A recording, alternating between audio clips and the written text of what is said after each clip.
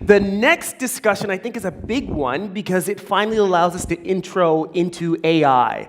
And I think that that's a big conversation because we're all asking the same questions, right? How do we understand it, first of all, to make sure that we know what it can do?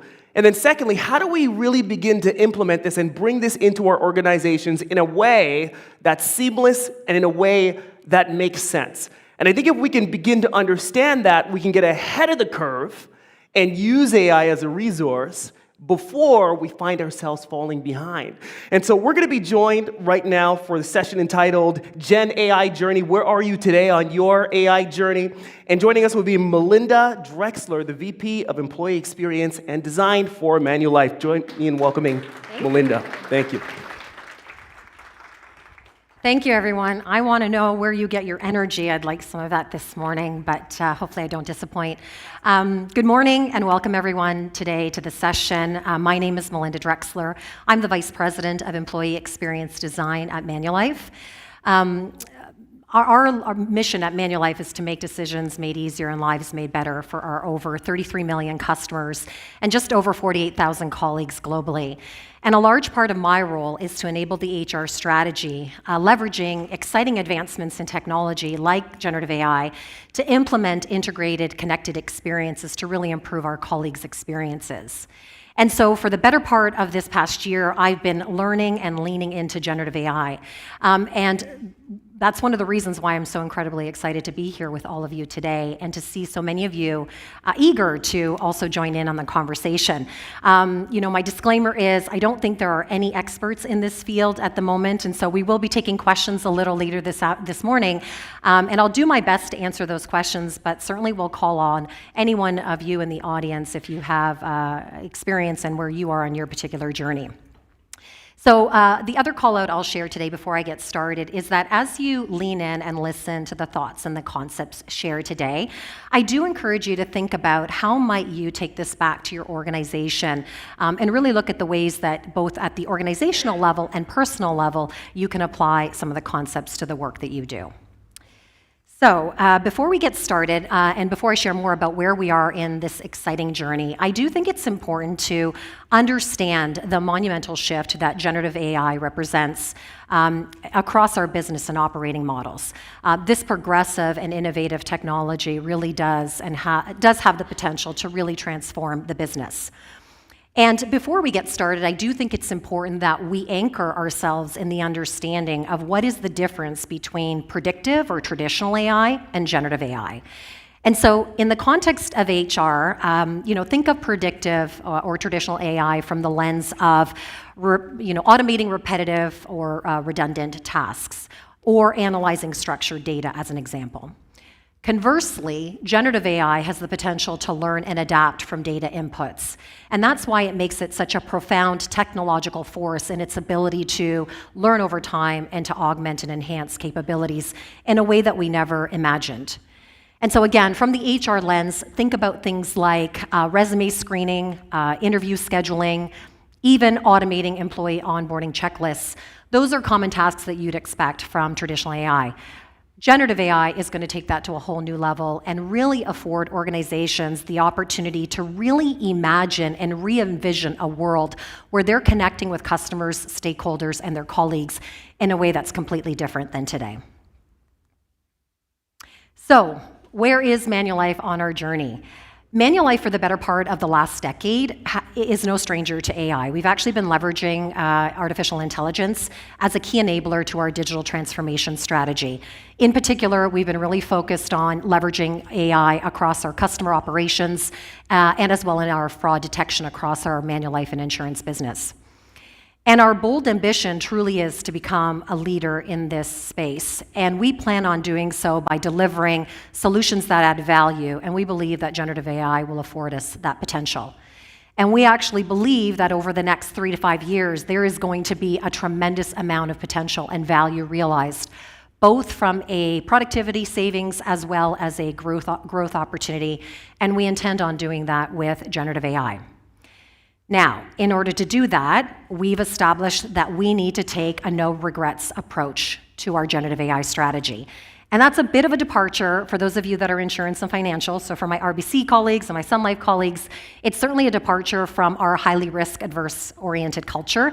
But we realize that this is the way that we're really going to truly transform if we're going to realize this bold ambition. Now, what I will say is it's not without significant effort. So this approach has demanded, in fact, corporate-wide enterprise involvement, such that we've elevated our Chief Analytics Officer to help with the activation and the implementation of our generative AI strategy. It's also seen us stand up a number of governance councils. So we have our Generative AI Governance Council, representative of a number of stakeholders across the organization, so legal, HR, risk, et cetera. And it's also required the standing up of our executive leadership steerco, where the majority of these decisions are executed against. I think it's also important to signal that our artificial capabilities at Manulife proactively leverage data and advanced analytics, so things like deep learning, machine learning, and generative models to deploy these solutions that, frankly, traditional AI just will not deliver on the value. And so what we've done is we've made these large language models available within our environment, leveraging our Manulife partnership and Microsoft partnership. So we believe that in order to do all of this, this new technology will substantially increase productivity, collaboration, and just a world where we're doing it in a balanced approach to make sure that it's safe, sound, and secure, not just for our colleagues and customers, but for our shareholders as well. So this balanced approach didn't come from anywhere. It actually took a lot of effort and investment. We seconded a number of representatives across an 8-week agile engagement. This 8-week engagement spanned across 4 work streams, each with a work stream lead that was responsible for doing the work to really enable our generative AI playbook. And each had outcomes to be able to lay the foundation for our generative AI roadmap and to really form the inputs that were necessary across each of those work streams. So the work streams were, our first one was generative AI use case and value framework. The second touched on technology considerations. The third was around responsible AI framework. And then the final one, which I had the pleasure and honor of leading, was roles, skills, and training. And so each of the work streams had accountability for delivering on realized outcomes that would deliver meaningful value for the organization. So if I just spend a few minutes anchoring on a few of the examples. So under the Gen AI use case and value framework, it was really important that we understood how were we going to solicit and elicit those use cases that would add value to the organization. So work stream 1 was all about how do we collect use cases, what makes a good use case, and how are we going to assess the value of that deliverable. In work stream 2, we talked about technology. And so again, back to the point I made earlier, Manulife already has a very well-established technology landscape focused on artificial intelligence. This work stream was focused on how do we take that to the next level? How do we ensure that we're engaging and investing in our vendors and our partnerships like Microsoft and our Microsoft Azure OpenAI environment to make sure that we can capitalize on our future roadmap? So that work stream was all focused around making sure we had the technology footprint and architecture to support that. Work stream 3 was around responsible AI. And so under this umbrella, we continue to build on the already existing risk models and regulatory framework that Manulife has spent the better part of, its history focused on. And so coming out of that, and very proudly, we published and defined our generative AI principles and published them as early as this year. And then finally, and most important to me, of course, was the work stream 4, focused on skills, roles, and training. And this is probably one of the more challenging ones, and I would have to say one of the ones that we continue to work and develop against, because it really is involved around the most critical components of it, which is really how are we going to deliver generative AI across our organization with the skills that we need? What is the reskilling that's required? And more importantly, how do we take this from excitement or fear, because there are those two perspectives, and how do we, to the point made earlier around behavior modification, get people excited about the potential of generative AI. And so coming out of that work stream, we did an outward-in skills assessment of what was needed to support generative AI, and we mapped that against a set of predefined personas. And our next steps are defining the curated learning paths that will take our organization to the next level in terms of skills and training. So I just want to underscore that this multi-stream engagement just underscored our ability to accelerate progress using this multifaceted approach of engaging 4 work streams across this 8-week agile engagement. So let's take a closer look at Workstream 1. So again, just refreshing, Workstream 1 was focused on use case ideation and value framework. And so the way that we went about this is we identified business champions across the organization. So what a better way than to increase adoption and behavior modification than to have colleagues themselves get excited about what we're doing in our generative AI journey. And they were responsible for going out and eliciting the use cases that they felt would support what we often call at Manulife, or our mantra, easier, better, faster experiences. And coming out of that engagement, we had over 240 use cases defined within the first 2 months. And that list just continues to grow each and every day. And what we did is we took those 240 use cases, we themed them, we prioritized them, and then we worked with our Generative AI Council to establish what would be the first iteration of those deployments within our Generative AI roadmap. And the subsequent use cases are backlogged and will be reviewed and prioritized in the weeks and months to come based on that prioritization activity. And so as we themed those use cases, we found that they crossed over on 4 archetypes. And those included searching and summarizing text. So think of things like helping you to update knowledge articles or resource materials that you're providing to your colleagues across the organization. We focused on content generation, so things like translations and meeting minutes and any of our RFPs or our business cases that we had to develop. The other area was around agent and customer assist, and this is showing tremendous value for our customer center and call centers, where we're able to leverage chatbot-like capabilities to summarize call summaries. And then finally, reason over data, so deriving insights from both structured and unstructured data. What I will underscore is, while I do think we've been quite progressive in our journey, we are still remained focused internally on the internal use cases. And so there's still much to learn about generative AI. There is still risk that needs to be balanced. And so our use cases are internal only at this point. Before we shift externally, we really want to make sure that we've got a few use cases under our belt before taking that leap. Okay, so as we continue to venture into the realm of generative AI, I think it's important to acknowledge the risk landscape. And that's understood with such a transformative technology with generative AI. And if we think about the risks of generative AI, they do span a number of domains, each with their own set of challenges and considerations. And the risks that we've identified, or that we've heard in speaking with external contacts, is that these traverse across ethical implications, that's a tongue twist, social implications, economic disruptions, and technological vulnerabilities. And so when we think about the ethical domain, how do we ensure that generative AI acts in a way that is ethically and aligns with our societal values? Socially, we know that generative AI has the potential to impact privacy, identity, and human interaction. And so again, it's important that we understand the balance between the advanced AI technologies and the impact against individual rights. Economically, and perhaps one of the topics that are often brought up in these discussions, is it has the potential for job displacement and labor market shifts.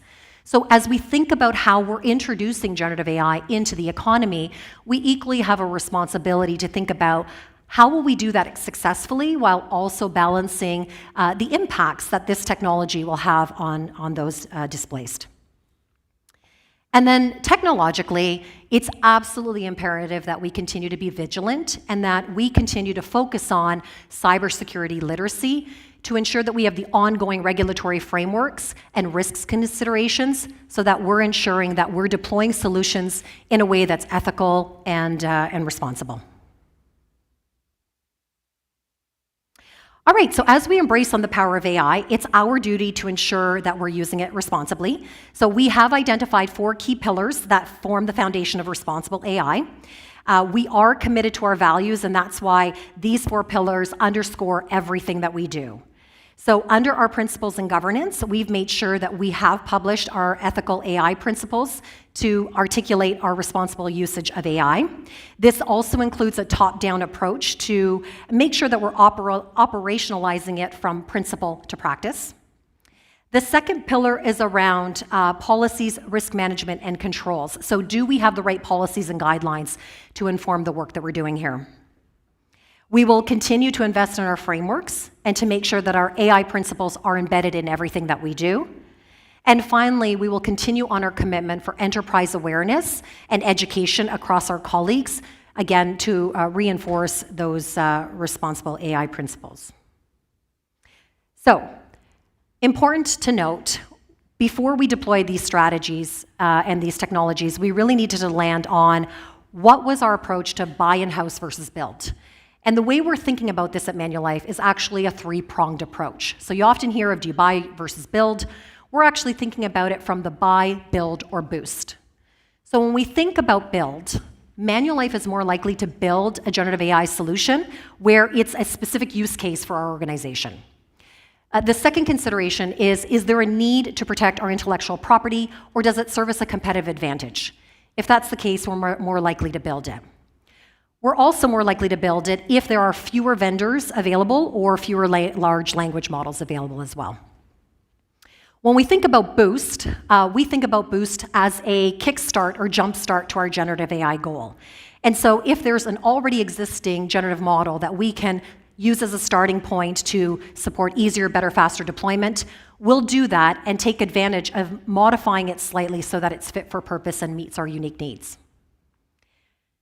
And then finally, in terms of buy, we're more likely to buy where we already have existing vendors and partnerships, where they're already investing a significant amount of capital and research in developing these generative AI solutions.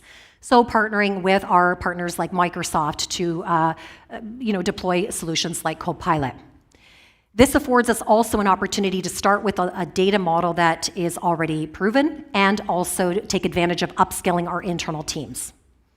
All that to say, we're also focused on minimizing technical debt and making sure that we're sweating our assets so that as we deploy these solutions, we really are leveraging a balanced approach across this 3-pronged strategy. So, as I go through a few more slides here, I think it's important to underscore the concept of human in the loop, because it's impossible to talk about generative AI without touching on the machine and human collaboration. And the way that Manulife is thinking about this is that it is a concerted partnership where machines augment and enhance the works that humans do, not replace it. And really what it'll afford us is the opportunity to redirect some of that non-value, non-strategic work to the machine to allow humans to focus on the work that's truly meaningful and creative that only humans can do. So to fully embrace this approach, what we did was, again, in Workstream 4, we looked across the skills that were needed, and we looked across the potential for impact on our colleagues, and we defined them across 3 personas. Those personas are listed here on the screen. So leadership, those that are responsible for the functions that will be adopters of the technology. Consumer, so those individuals that will be ingesting or benefactors of that technology. And then finally, producers, those individuals who are going to be involved in either the design, coding, or development of that application. And what I want to underscore that's equally important as human in the loop is human-centered design. So one of the things that we are very particular about and passionate about is to ensure that we are applying human-centered design in all of the work that we do. And so that those individuals that are going to be interacting with the generative AI applications have an opportunity to provide feedback into the design lifecycle so that we can make sure that the applications that we're building and deploying are fit for purpose and are inclusive and accessible by design. So, while we're in early stages of our journey, I'm incredibly proud of the progress that we've made at Manulife. It is absolutely astonishing to see the pace at which we've done this. I've been with the organization for just under 5 years, formerly came from a high-tech organization where pace and speed was commonplace. Frankly, that hasn't necessarily always been my experience at Manulife, but this is different. Again, a no-regrets strategy. And so just a few of the examples of the things that we have done include publishing our Gen AI principles. Again, taking a position on how we think and feel about responsible AI usage.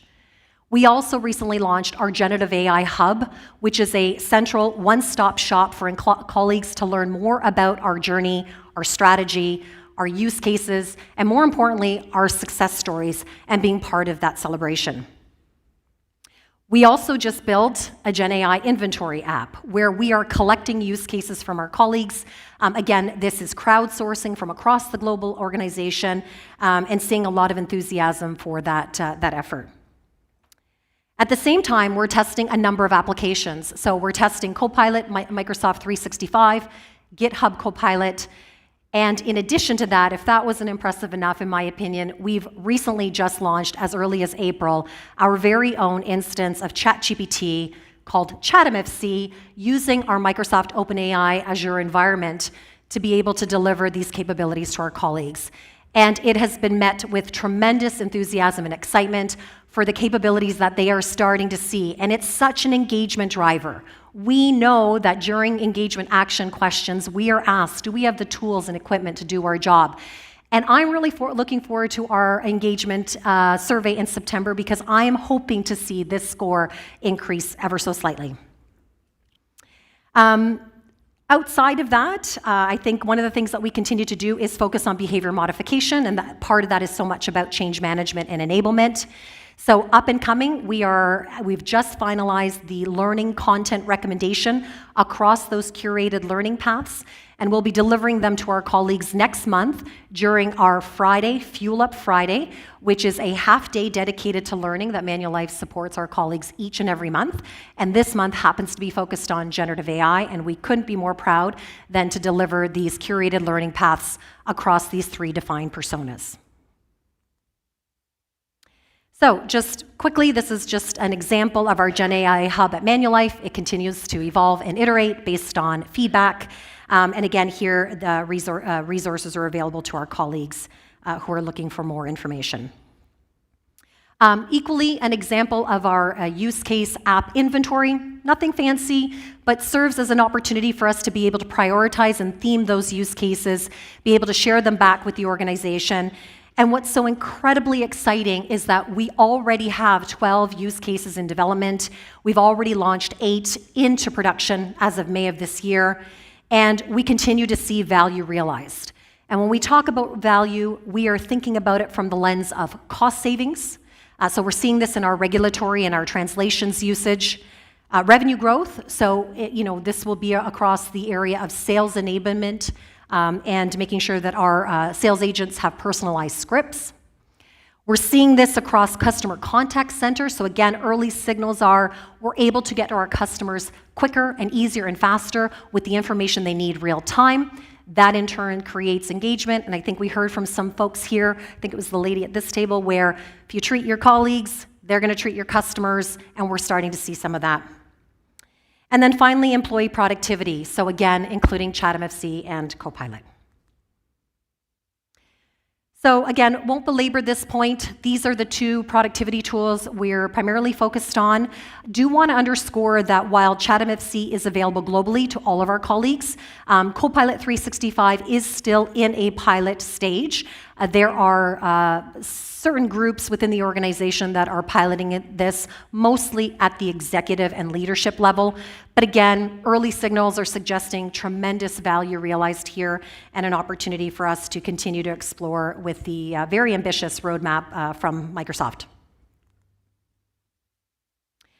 So now that we've launched ChatMFC, I do want to pivot a little bit to the upskilling required. And one of the things that we often hear when we think about generative AI is prompting is a new skill. And it's a skill that many of us have not had an opportunity to work on because The natural tendency is to interact with something like ChatGPT, much like you would Google search. And the reality is that while you can do that, you will see that your output isn't perhaps exactly what you would have called earth-shattering or revolutionary.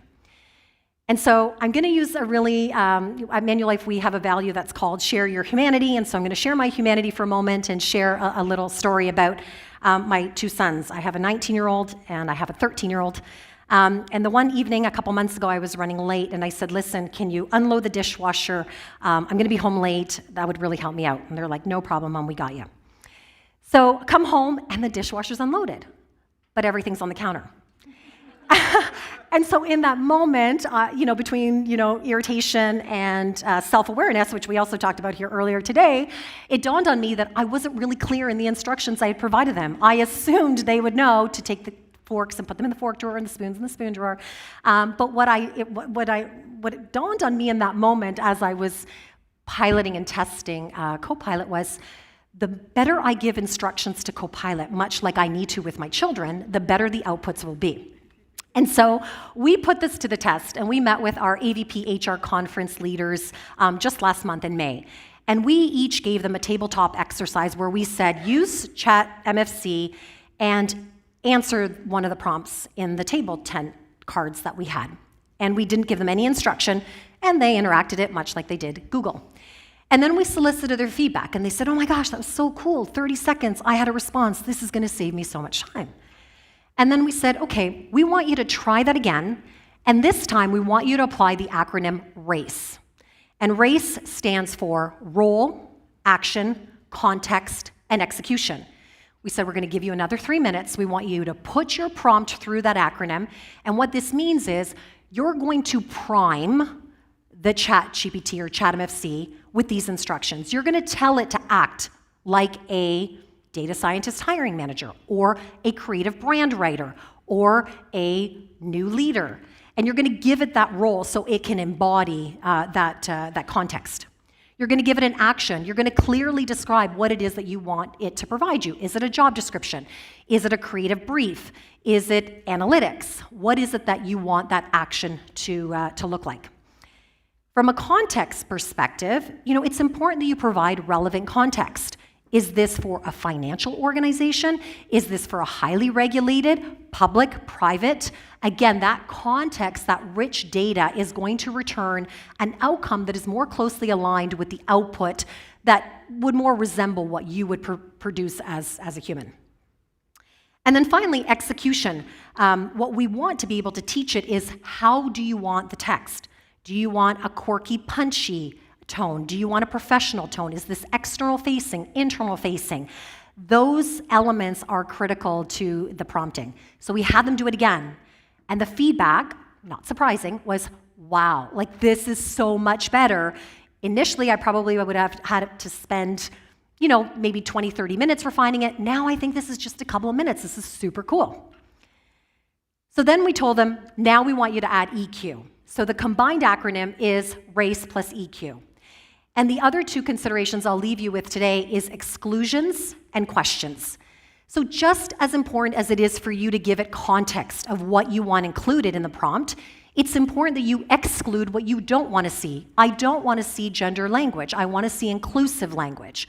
I don't want you to take liberties. I don't want you to hallucinate. Hallucinate is often referred to as content that's made up or not based in authenticity.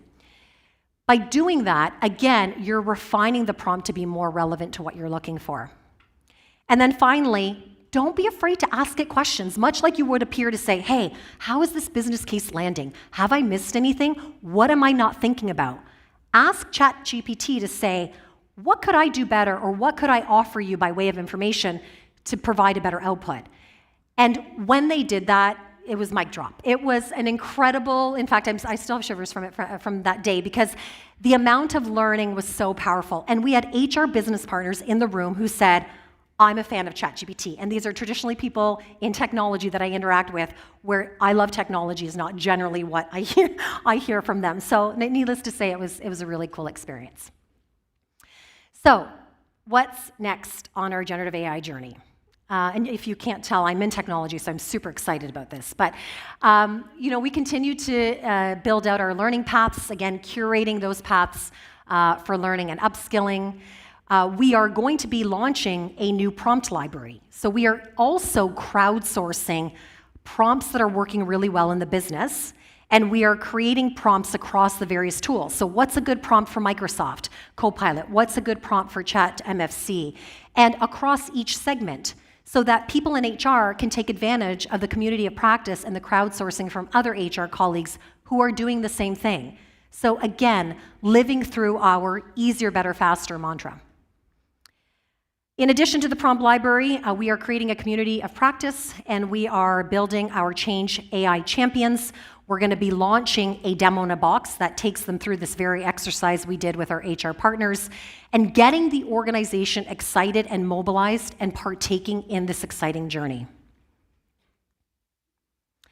So, in closing, what I will share personally is I find generative AI truly amazing. I know there are opposing viewpoints on the need to balance risk, and that's an absolute reality, and that's not lost on me.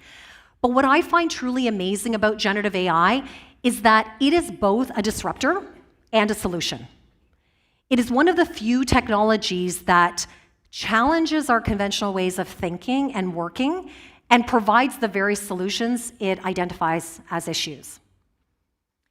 And so if for just a moment I can have you imagine a world where every interaction is enabled through intelligence, where every decision is informed by insights, and where every process is optimized by learning.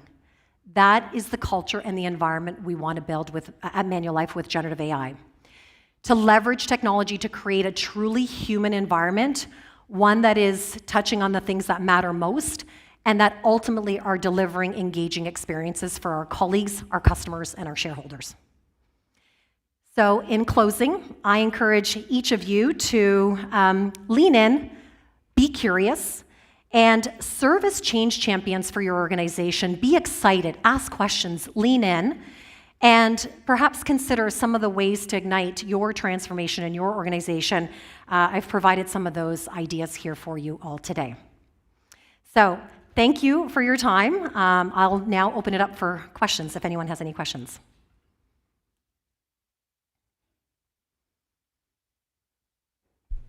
And remember my disclaimer, I'm not an expert, so I may defer to, let me get back to you.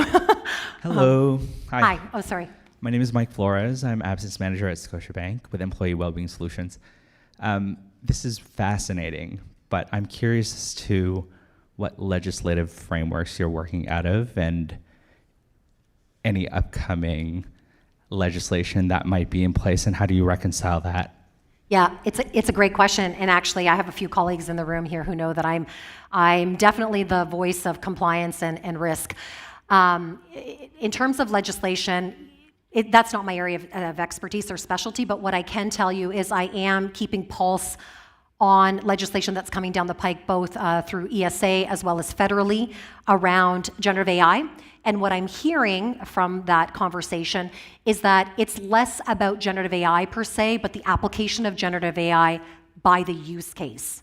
And so when we think about use cases, there's use cases across customer service and across coding and the like, but what's really drawing attention is use cases across HR.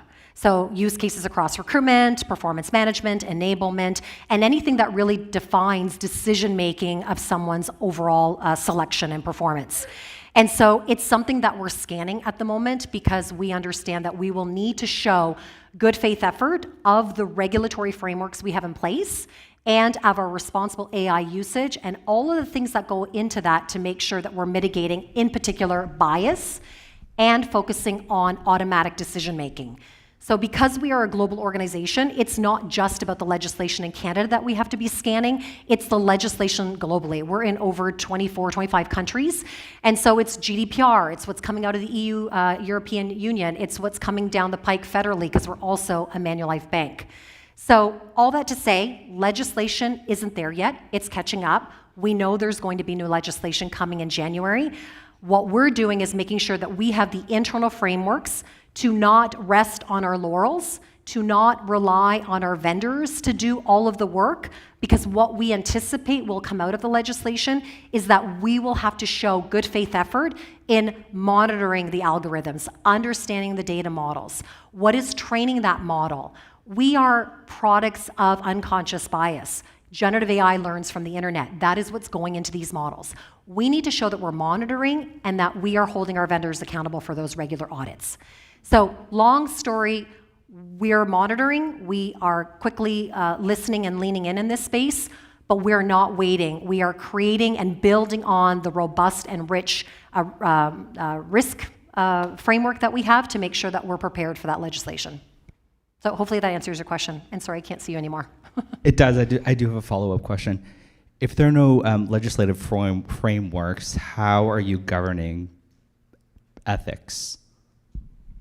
How are we governing ethics? That's a really good Consumer question. Protection, Privacy Act, things like that. Yeah, so again, not my area of expertise. I can draw on some of the conversations I've had with our HR compliance and privacy folks.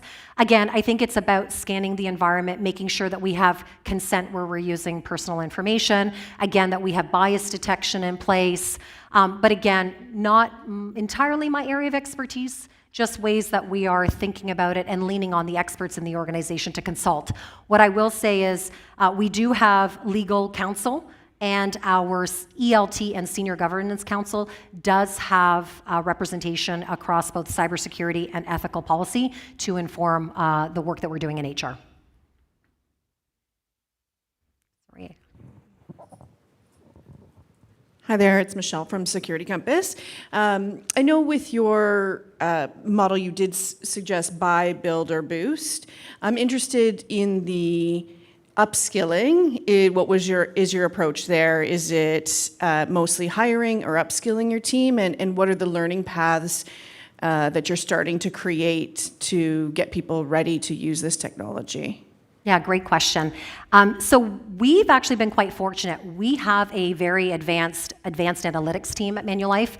And so again, because we've been working on artificial intelligence for the better part of the last 10 years, we have data scientists and large language model engineers and so forth. That's not to say that we don't need to upgrade or upskill, and we're absolutely doing that in prompt engineering and all the training that goes into understanding large language models and generative AI. So I would say, much like our build, buy, boost, it's a combination of both. It's continuing the ongoing investment of the folks that already have a very solid foundation in artificial intelligence and building in that skill set. And we're doing that by providing and leaning on content that we already have access to through our various learning partners to upskill. And part of our Fuel Up Friday, each third Friday of the month, is an opportunity for those individuals to have dedicated learning. Outside of that, of course, we're hiring just like any other organization, because the pace at which we want to adopt this technology is far greater than the available capacity. So I would say it's a combination of both. Mm-hmm. One last quick question here. Oh, sorry, I can't see. These lights are like, whew. You want to there? Oh, there? Go there? Oh, I can go. Hi there. Hi. So my name is Glenn. I'm from RBC. I was just talking at the beginning. I was glad to hear you're in role skills and training. That pathway, that's my role. I'm in learning design. And I have a question for you. You said you're trying to take a human-centered approach, and you're getting feedback from everywhere at Manulife. I think a fundamental question, and you kind of highlighted it quickly, was the positive benefits of AI, and then the fear-based. People are kind of scared. They're wondering about all these initiatives taking place. Can you talk to me about what you've heard from Manulife, from the employees, and how you've been managing some of those risks or some of the fears that employees have been bringing up? Yeah, that's a really great question. And the honest truth to that is that we haven't yet engaged in that level of the conversation.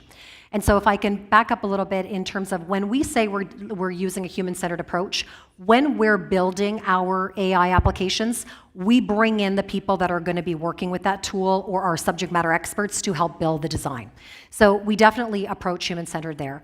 By way of getting a pulse on the organization in terms of how are they feeling, what are they thinking about generative AI, that's still part of the journey that we're on. So as part of the next phase of our iteration, we are focused on change enablement, change champions within the business, and using that momentum to go out and hear crowdsourced on the ground, how are people feeling about this?